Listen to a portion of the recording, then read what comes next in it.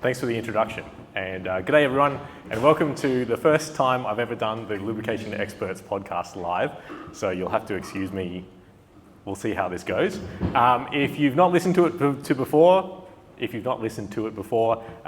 find it just on YouTube and Spotify, etc. It's just called Lubrication Experts. It does what it says on the tin, right? I interview experts like Joseph here. So today, what we're going to do is have a little bit of a discussion around Group 5s. Obviously, Group 5 is very much a catch-all term, which we will get into, and talk about what is really the future of Group 5 in the market, and are there any kind of developments or innovations that are on the horizon.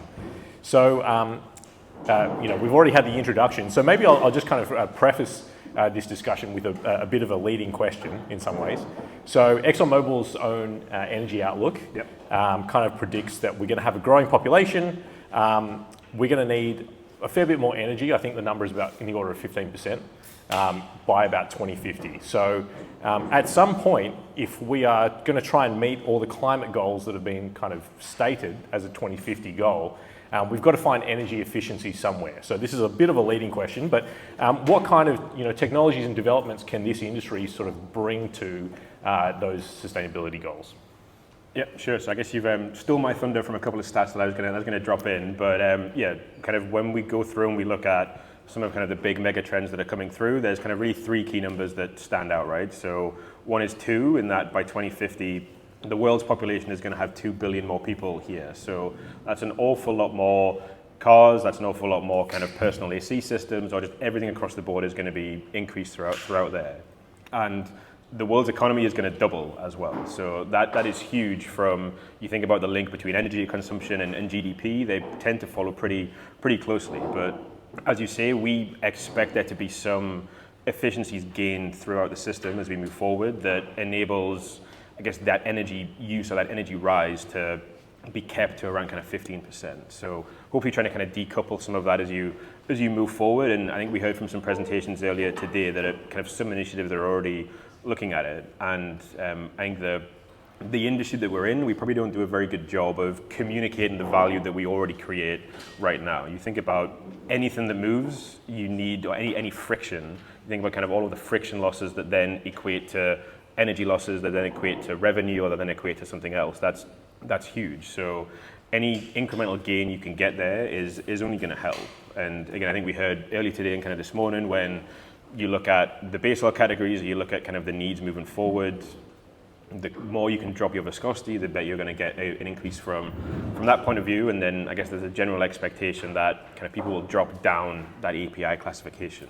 And then from a Group 5 point of view, I mean, you mentioned it's that catch-all bucket, if you will. So I think pretty apt that we're here in Spain to speak about it, because I've used the analogy that Group 5 is like paella before. So you think about a paella, you've got your rice, you've got your meat, you've got your vegetables, you've got your fish, you've got everything in there in that pan, and it's a huge kind of cocktail, a huge mix of things. And Group 5 has kind of become that as well. You have any chemistries ranging from esters through to PAGs, PIBs, potentially some re-refined goes in there. So I think, we just need to be a bit clearer in terms of what does that mean really kind of moving forward from that point of view. Because every category is going to have a role to play when we look to try and hit those energy efficiency targets. Yeah.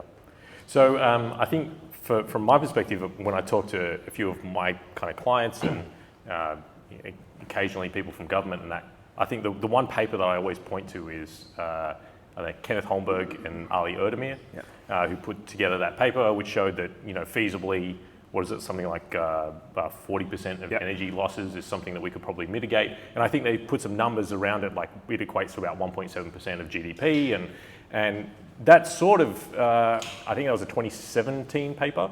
That's the one that I kind of always point to. I mean, if anyone in this audience has other examples of papers that have been put together that help quantify that, it would actually be really helpful. So come and see me afterwards, because that's kind of the one that I keep pointing to, and it feels like I'm a bit of a broken record on that one.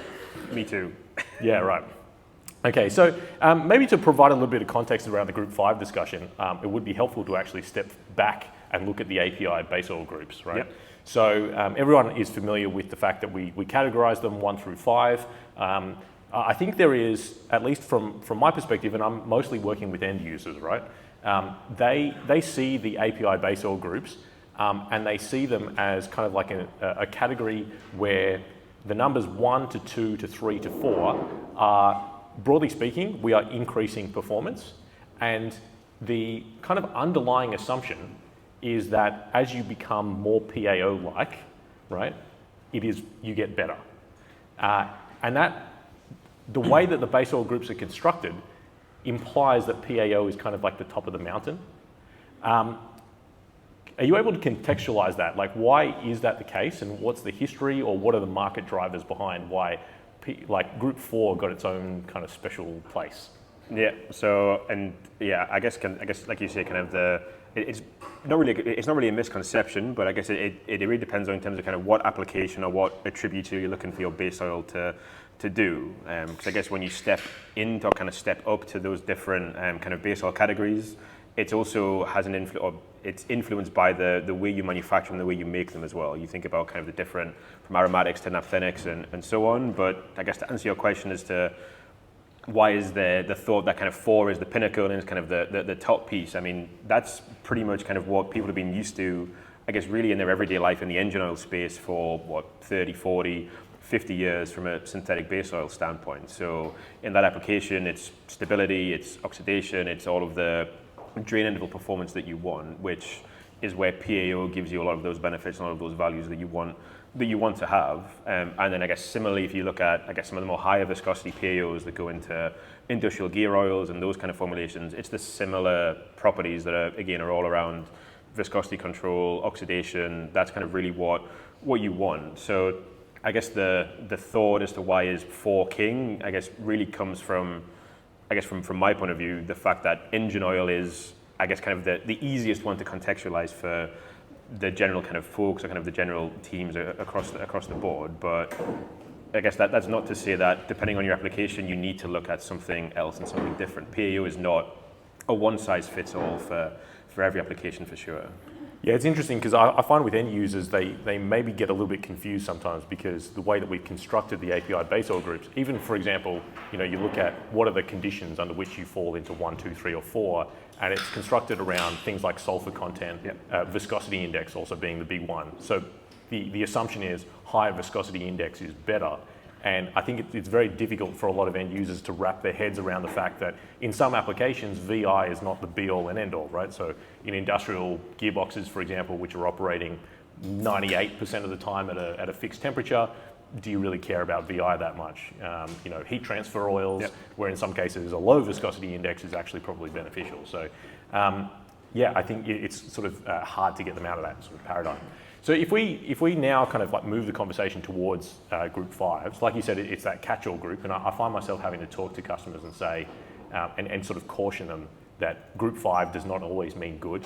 It's that sort of bucket where, well, it's vegetable oils, it's naphthenics, but it's also polyether type alkyl benzenes and everything. I think it kind of feels like everything found its niche, right? So if you took PAGs, for example, worm drive gearboxes and gas compression. If you look at esters, jet oils, co-bases, and EALs. If you look at alkylated naphthalenes, it's largely kind of co-bases. What's kind of stopping? Is it just that these Group 5s are only useful for specific purposes, or are there other factors which are causing them to not be more widely adopted? I guess it depends on how you define widely adopted. Because if I think through the Group 5 space, I think you articulated pretty well, is that each application that you listed there, they've got a very set either kind of OEM requirements or performance requirements or kind of pieces that you need to try to optimize your formulation for. And same as how you would flex a Group 1 to 4 piece, you flex what you need in the Group 5 space to be able to kind of get you there. And I mean, EALs I think is a great example where you have multiple options for you to kind of get to an EAL formulation that you're trying to achieve. So I think I would argue the point, if you will, that kind of they're there already, and kind of and again, if you look at other applications, you look at like some kind of refrigerant oils and refrigeration, the ester quality or kind of the ester portfolio and the characteristics you have on the ester side really lend themselves well to be in the base oil for a lot of those refrigeration-based oils. So I think they are kind of already mainstream, but again, it depends on how you unpack that and how you kind of think through which one is which and kind of where do they go. And then even as a co-base, I mean, you think about where we use esters from kind of a solubility standpoint, from an additive side, or whether we want to look at seal swelling and those kind of criteria. They have their space in those formulations already. Obviously, maybe not as the main base stock, but they're there. They're in that cocktail. They're in that mix for a reason. So I think they're there, and they're definitely here to stay. Particularly if you look at some of the growing applications and kind of growing industries that are there, you're going to need to look at kind of more specifically again, what are those application requirements that I need to have. What about let's say, for example, supply chain concerns? So one of the things that seems to stop some of the adoption of, let's say, newer ester technologies, for example, is this, I don't know if it's true or not, but there's this idea that maybe some of them are not scalable, or that, there's a handful of startups, for example, that are looking at hybrid esters, hybrid PAG esters and things like that. And I think, because the supply chain is maybe not as well developed as it is for PAOs, is how do we get across that threshold?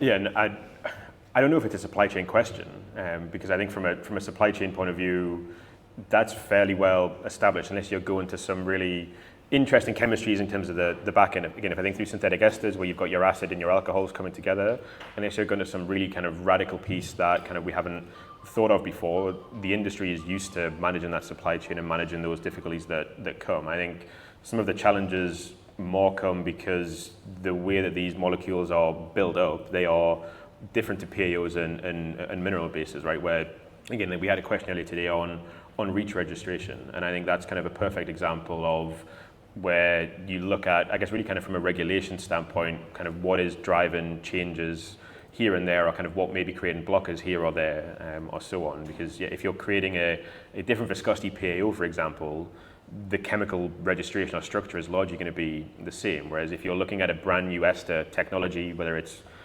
adipate or isosteric or TMP or kind of across the board, you may need to think through those hurdle rates kind of moving forward. So I don't think it's a supply chain piece. I think it's more of a general use and kind of a general registration kind of regulation piece that kind of can look at it. And it goes both ways, right? Because some regulations really drive the benefit or drive the industry in, I say, kind of the right direction. When you look at like the LUSC certification over here in Europe, you look at the US Vessel General Permit that was introduced in 2013, where you have those biodegradable qualities that you need to have in your product and in your lubricant, and people look to things like esters or PAG or kind of others to kind of fill that hole and fill that gap. Interesting.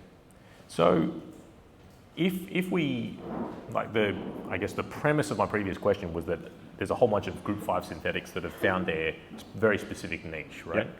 Yep. You obviously work on the group 4 and group 5 side at ExxonMobil.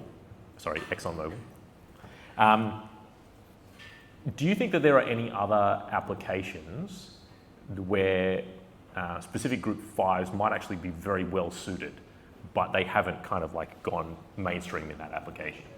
Yeah. Okay. Yeah. In terms of like they haven't gone big yet. They haven't had their breakthrough moment. Yeah. I don't know. I mean, I think kind of one of the top one that comes to mind is when you think through kind of compressor oils, and you think through what folks are looking for in a compressor oil, and you think about the application. Like, I guess again, the requirements that are there. It can get pretty hot, and you're really looking to, I guess, extend your drain interval as long as you can. So there are a number of different ways to do that. You can blend some minerals in with some PAO. You can take some group 5s, whether that's kind of alkylated naphthalene or kind of something else based, and include it in there. But you can get a real benefit, particularly again if you look at the alkylated aromatics, the AN side in particular, because of how stable that molecule is.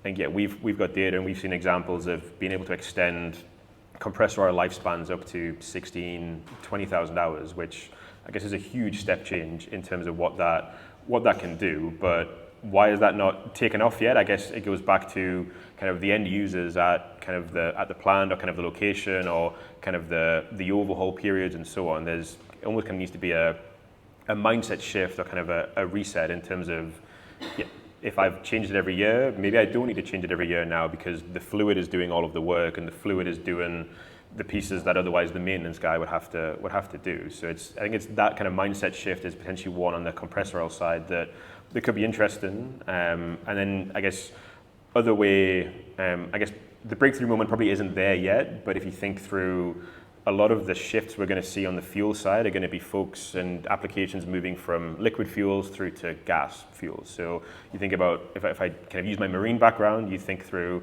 everyone is looking to switch from heavy fuel oil or diesel oil and look at LNG, ammonia, hydrogen, those kind of pieces. And again, depending on what you're looking at from an infrastructure and from an application point of view, certain Group 5s offer some really interesting performance characteristics that you want to think through. So again, if you think through hydrogen combustion or you think through kind of the gas combustion, esters could be a great option, or synthetic esters could be a great option for the main base stock in that application.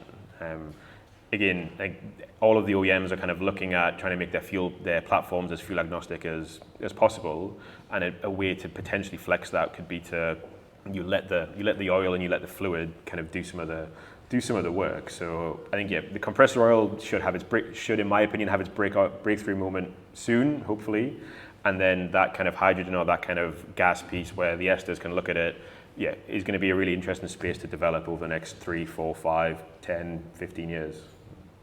So I just want to pull you up a bit on the alkylated naphthalene piece, right? Yeah. So it's probably the nerdiest thing that I've ever said, but the alkylated naphthalenes I'm partial to. They're my favorite base oil, if you can be said to have a favorite base oil. I think you're the only person who has a favorite base oil. Yeah. So I've always wondered why that one wasn't more widely adopted. And is it more, so there's always going to be weaknesses. Every base oil's got a weakness, right? So in AN's case, it's your pour point, your cold temperature performance / your viscosity index, right? Like I said, though, there are plenty of applications where those are not major concerns. Is it a consumer, I say consumer, is it like a business education piece that we need to kind of help better educate the market on, what is truly valuable about a lubricant? Is that what it's going to take for wider adoption of some of these Group 5s? So I think for AN specifically, to speak about your favorite base oil, I think it's twofold. So I think one is kind of general awareness. So I know kind of when we were kind of taking a look at kind of candidly our own Group 5 offer and kind of what can ExxonMobil do as a value-added supplier in the space. See, we have our ester portfolio, and then we have the alkylated naphthalene piece that I guess is kind of our trump card. It's different. There's not many. We're only kind of one of the company that manufactures something similar, which I think is an issue in itself. Because again, if I'm a blender and I'm a formulator, I want to know that I've got supply security. I have options should kind of plan A or plan B go down. I can look to kind of pick something up. So I think to your point, that's where maybe there is some supply chain, I guess, hurdles that kind of the industry does need to get over and to think about a little bit more. And then back on the awareness side, again, when we were speaking to a lot of folks and maybe preaching to the choir here at a base oil conference in Europe, but when we spoke about, or kind of when we asked folks about Group 5, we got such a range of answers depending upon the location and the geography. So here in Europe, I guess the summarization, if you will, was that when you speak to somebody about Group 5, you're speaking about esters and you speak about synthetic esters. Like, that's where kind of everyone's mind goes here. Whereas if you go over to the US, when we say it, what are you doing with Group 5? They recognize alkylated aromatics as potential. They recognize PAGs and esters. That's kind of their cocktail of Group 5 that they think through. And then when we asked folks over in Asia, it was similar story. It was mainly esters and then kind of PAGs. So I think there's some kind of general industry awareness piece that can happen. But I guess not only with kind of folks here in this room, but kind of continued education with kind of the OEMs and the approval holders as well.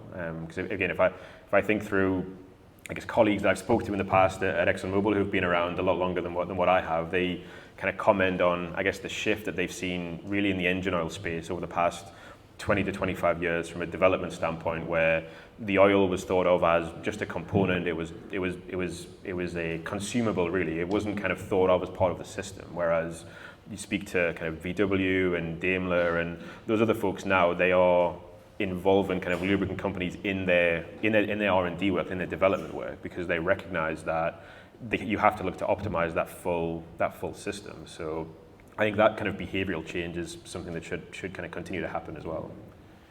So you spoke a little bit about some of the regulatory hurdles as well, right? That some of these, let's say if you have a startup and you've got new molecules, that some of the REACH regulations might be a reasonably large hurdle to clear. But it also, on the flip side of it, is it seems like the energy transition is kind of perfect for the kind of general Group 5 portfolio. So when you think about, say, the benefits of PAGs, for example, the kind of low traction benefits that you get, and therefore the reduced energy consumption. You look at esters being, the amount of bio content, or, as we saw from discussions earlier, that you can get, basically, recycled bio waste can become a component of esters. I guess maybe my question is, like, why, with such a heavy emphasis on CSR and like the transition, where's the gap between people recognizing how it links to their sustainability goals and taking action? I think it's a lot to do with regulation, right? And again, kind of we heard this morning, I guess we're always going to have the argument or the discussion, if you will, between footprint and handprint. And again, my own kind of candid personal view, I haven't seen kind of something that encapsulates all of that through together. You've got a lot of folks looking at kind of product carbon footprint today, which, we need to establish a baseline and we need to see kind of where it is today. But a lot of, again, the big performance benefit that everybody gets from a lubricant is really in the use phase. So you think about, if I could squeeze out 1 or 2% more energy efficiency, or 1 or 2% more fuel economy, then that's going to far outweigh even kind of a small uplift or a large uplift, really, in kind of the product carbon footprint of the lubricant itself. So I think regulation is definitely one that kind of is going to drive everyone's decision. And again, we can point to examples of that in the past, right? Again, I think to go back to my marine heritage and background, that US vessel general permit, I think, is the perfect example of that. So that's where, I guess for some folks who may not be familiar, so in 2013, the vast majority of vessels that enter the US space, for what they call kind of sensitive applications, they have to use a product that is readily biodegradable. So that resulted in a big shift of, you think about those hydraulic systems, the stern tube systems, the gear oil systems, a real shift from mineral oil through to what largely became kind of an ester, or to some extent a PAG market. So there are examples of that in history, and then again, I would imagine those regulations are only going to continue, both in scope and in kind of coverage from a location point of view. You've got the US forestry is there with kind of a similar piece, and then again here in Europe we've got the EU eco label that kind of speaks to that as well. So I think there are kind of good examples of where that is coming through and kind of where that's occurring and happening. And then the other piece is really in terms of, again, kind of going back to the OEMs and going back to what are they looking for in their fluids and in their oils. And I guess you mentioned kind of the energy transition. So again, if I think through all of those changes from liquid fuels to gas fuels, that's probably going to occur over the next 15 to 20 years.